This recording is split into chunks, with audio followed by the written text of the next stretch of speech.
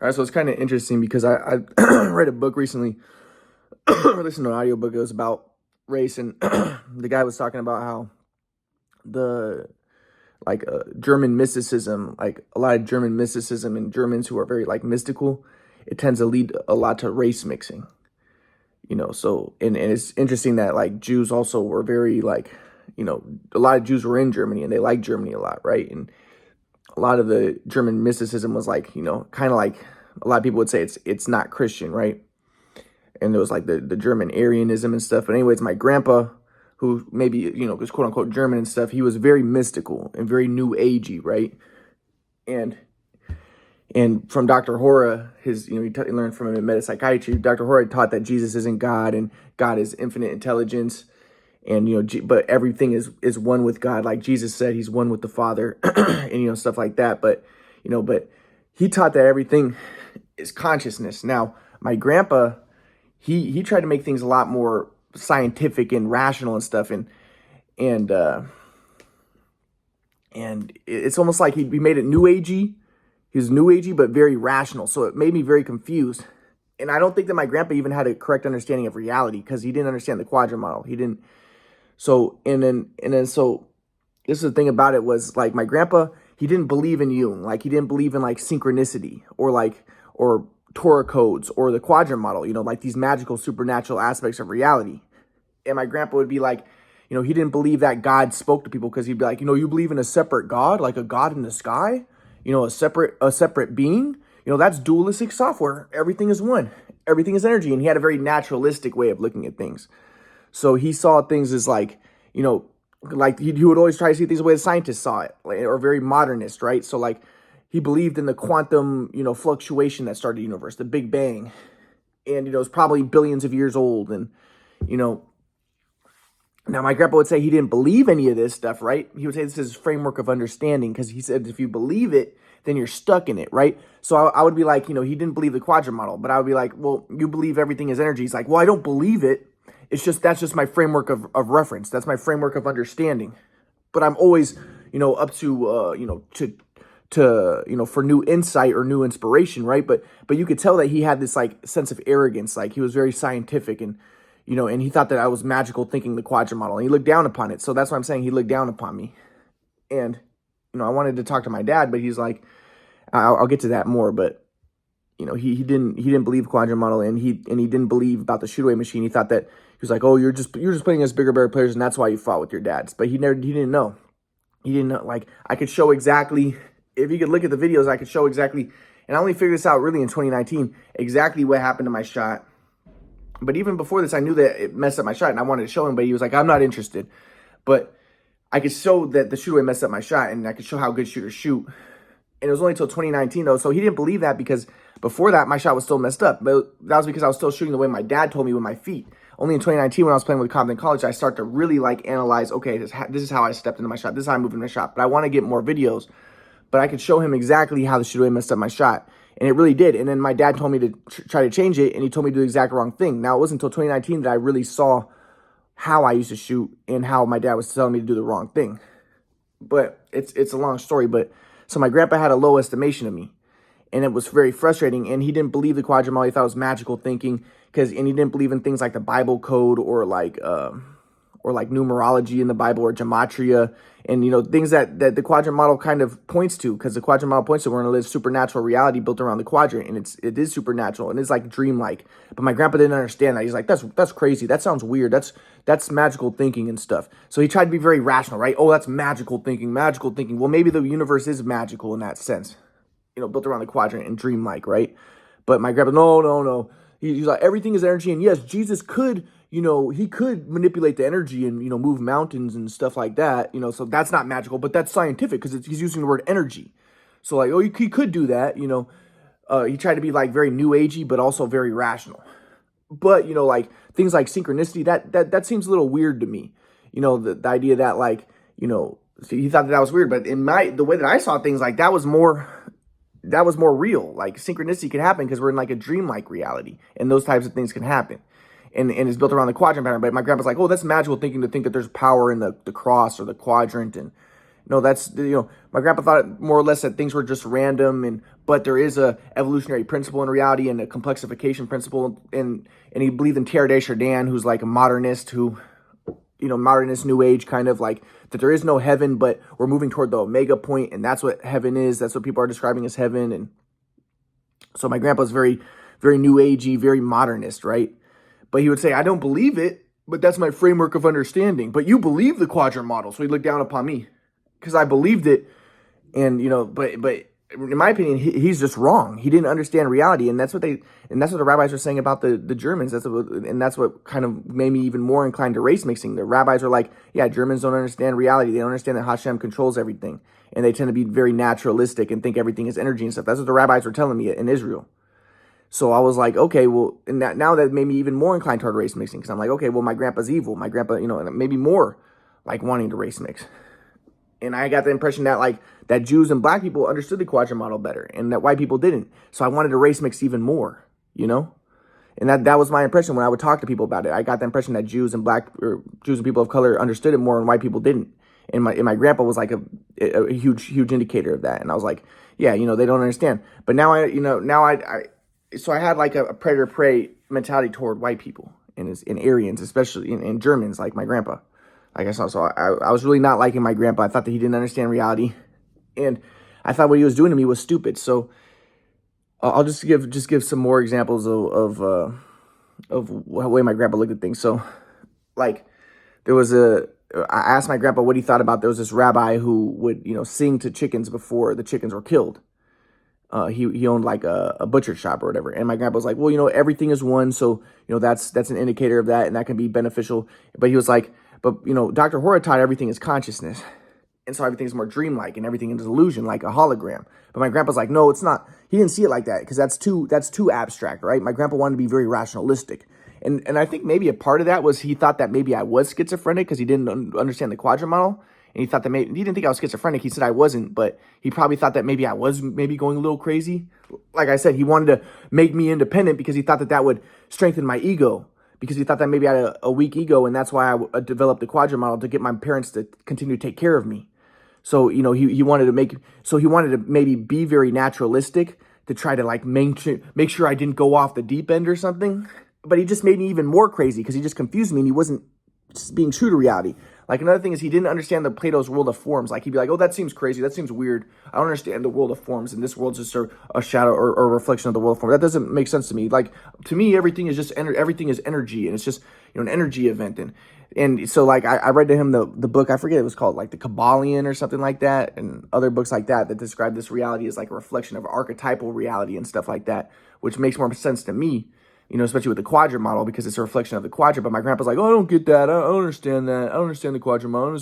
No, everything is just energy. Everything is energy, and everything is one. And so, he didn't understand the truth of reality, in my opinion.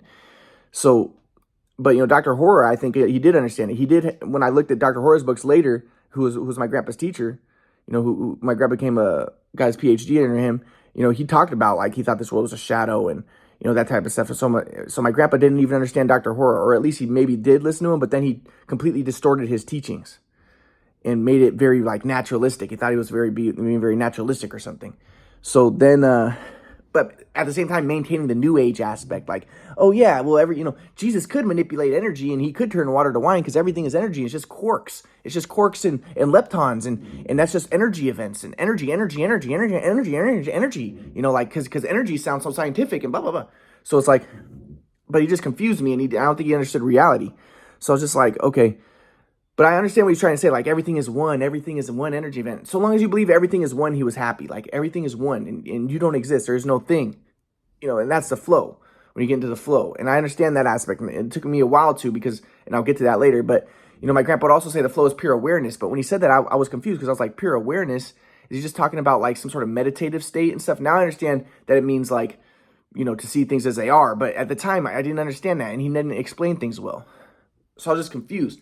But in terms of that story with the rabbi, where the rabbi's like, oh yeah, the chickens, I asked him what do you think about the rabbi singing the chickens? My grandpa's like, hey, everything's one. But he's like, but I asked, well, are chickens conscious? And my grandpa's like, I doubt it. He was like, I doubt that animals are conscious, stuff like that. So I was like, well, that seems kind of right wing to be like that. But then at the same time, my grandpa was like, so I was like, well, then why do we care about chickens if they're not conscious? And my grandpa was like, well, my grandpa, this is like the complete opposite of Dr. Hora. Dr. Hora kind of thought that everything was consciousness, right? But my grandpa's like, no, everything's energy. And my grandpa's like, well, consciousness is an illusion. And I was like, what? So later I would learn that Dr. Hora thought that everything is consciousness. At this time, I didn't know anything about Dr. Hora. I hadn't studied any of his books yet. I only started doing that in 2020, like 2021. But I was like, what? What are you talking about? Like, there's no consciousness. But now I understand what my grandpa was trying to say is like, our thoughts come from the ego. And when you transcend the ego to the flow, it's not, it's inspiration from God. And our thoughts are an illusion and that they come from the ego. But the ego is the self, is the separate body. And that's an illusion. So, you want to break out of, consciousness. But my grandpa was very naturalistic. So again, he thought that consciousness was an epiphenomena of energy events. But like Berkeley and even I think Dr. Hora probably, and like my friend Noah and Kastrup and people like that, they say no, everything is consciousness, and the idea that there's a physical reality is an illusion. So I tried to explain that to my grandpa, like, well, maybe the idea that everything is energy is an illusion, and the energy events, that's the illusion. And consciousness, only thing we can be certain is consciousness. But my grandpa's like, that doesn't make sense, that's crazy. No, of course, he thought that consciousness was an emergent epiphenomena. So he's an emergentist, very naturalistic, right? But kind of materialistic. But he'd be like, but I'm not a materialist because everything is energy. I don't believe in material. It's just all energy, which is non-material. It's apophatic. But he didn't get it. My grandpa didn't get it. He was still very naturalistic, very materialistic. Like it's all energy. But like I said, all we can really be certain about is consciousness and stuff like that. But my grandpa's like, no, that's the illusion. The consciousness is illusion. I see what he's trying to get at, but I don't think that he understood reality. And I think that Dr. Hora did more, like the world could be a hologram or a dream type of thing. And energy could be the illusion. But I told my grandpa that at one point, much later, like, maybe energy is the illusion. But my grandpa was like, what? Of course, no, everything is energy. Very much later, my grandpa would acknowledge, okay, perhaps everything is consciousness. But he'd be like, but either way, consciousness and energy are very similar because we can't describe it. It's apophatic. And my grandpa's very into the idea of apophatic. Like, oh, you can't put it into words. Again, that mysticism, that German mysticism, like you can't put it into words, right? And that's good because, because once you put things into words, once you contain it, he had the metaphor of, when the apostles go onto the mountain of transfiguration, they want to build booths. My grandpa's like, don't build booths, because when you build a booth, then you're attached to it and you create a container but we were in the flow, there is no container and you're just open to spontaneity and inspiration, right? And the truth. But again, like, I don't think that my grandpa was connected to the truth. And I think that he was believing everything is energy, but he said, oh, I don't believe it's just my framework of understanding. But I do think he did. And I think that he made me more crazy because he just confused me. And in the way that I think he really made me crazy. Like, he confused me with all that. I believed in synchronicity. Like, I understood that stuff. And I had experiences with that, but my grandpa, like, I've had no experiences with synchronicity. Well, maybe he hasn't because he doesn't understand the nature of reality. He's not connected to reality in the way, and that made me even more into race mixing because I'm like, okay, well, white people aren't connected to reality. My grandpa's not connected to reality. Germans are. So it was maybe even more race mixing oriented, right? Like against white people. But, and me thinking like, oh yeah, well, those native people who did believe in synchronicities and stuff, they were more connected to reality, and maybe the white people are evil, but so I became more like race mixing oriented, right?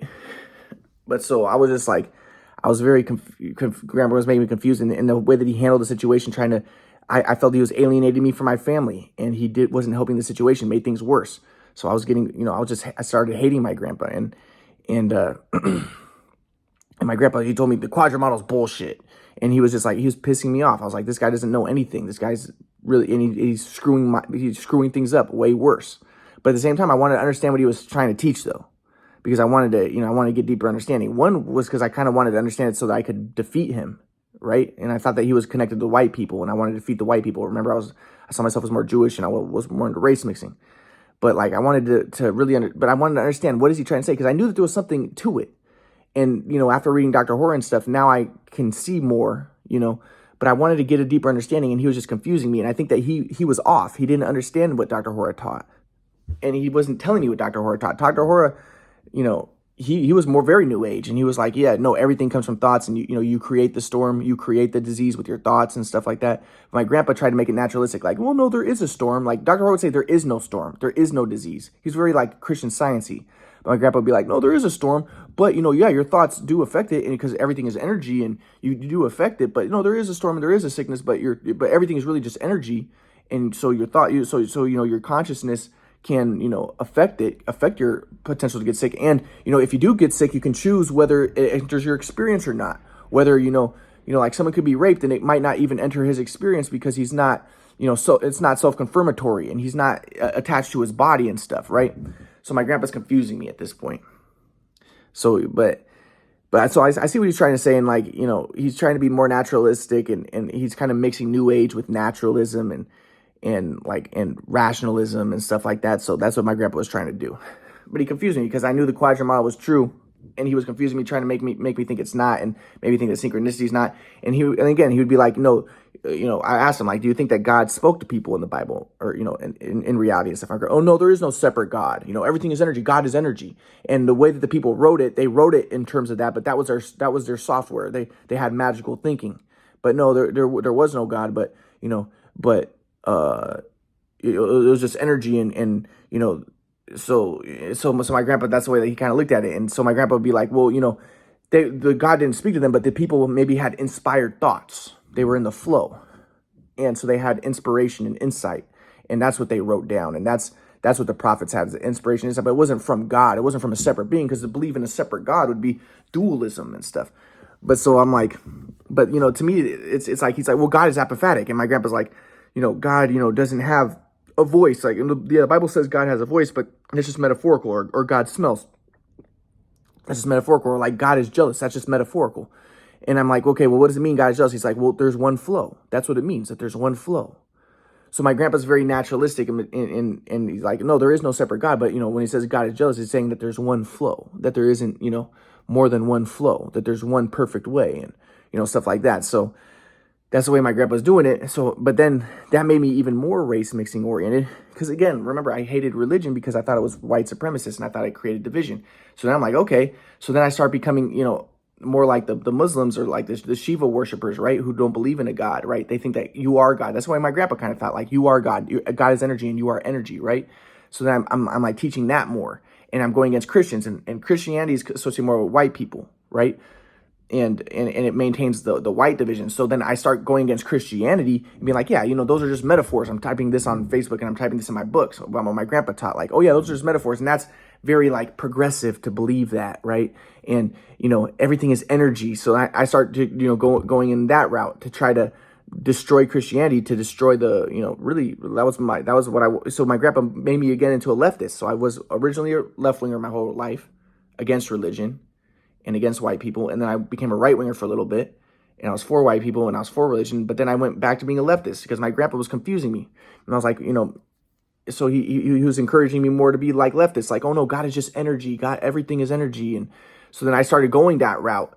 And, of course the Bible's not, not literal and stuff. But, the Bible has 4 parts, like JEPD, according to people. And that's a more naturalistic way of looking at it, that it was compiled by 4 people. And that's why I asked my grandpa, what do you think about that? My grandpa's like, yeah, that makes more sense to me. That makes more sense to me than that God did it, and that God gave it to Moses, So he's very naturalistic. And, he would think that, yeah, yes, people compiled it, but, these people were inspired because they were in the flow and stuff like that. But no, it didn't come from a separate God, But, the JPD thing is, there's 4 parts. And again, in the quadrant model, things might seem naturalistic, but really the quadrant is behind it, and the Hashem, But my grandpa didn't understand that there is a supernatural organizing thing. And I think that Dr. Horomore understood that when he said that God is infinite intelligence, that there is a supernatural aspect to it. But my grandpa didn't want to believe in the supernatural aspect. He wanted to believe everything is energy. And yes, there is a component of like complexification occurring, very scientific and humans, but he didn't believe, he thought that, humans were more or less, he didn't believe in the world of forms. Like in the quadrant model, yes, humans are a reflection of the quadrant pattern throughout every aspect, the 4 nasal, paranasal, the 4 parts of hemoglobin and stuff. But my grandpa didn't understand that. He's like, no, he thought that things were just more random, but he did think that there was a complexification aspect and intelligence, or like complexification thing, in that where the energy events are moving toward the omega point, or toward a kingdom of heaven, or, the enrichment of the noosphere. But, so my grandpa's very like naturalistic, and he just confused me and stuff. And, but it made me more leftist again, like I said, because he's very naturalistic, and it was kind of seemed to me anti-religion, especially anti-Christianity. And so that it made me go, I want to blame him, but encouraged me to go back to my default setting, which was leftist, anti-white, and anti-religion, especially anti-Christianity, which is anti-white. So that's what happened.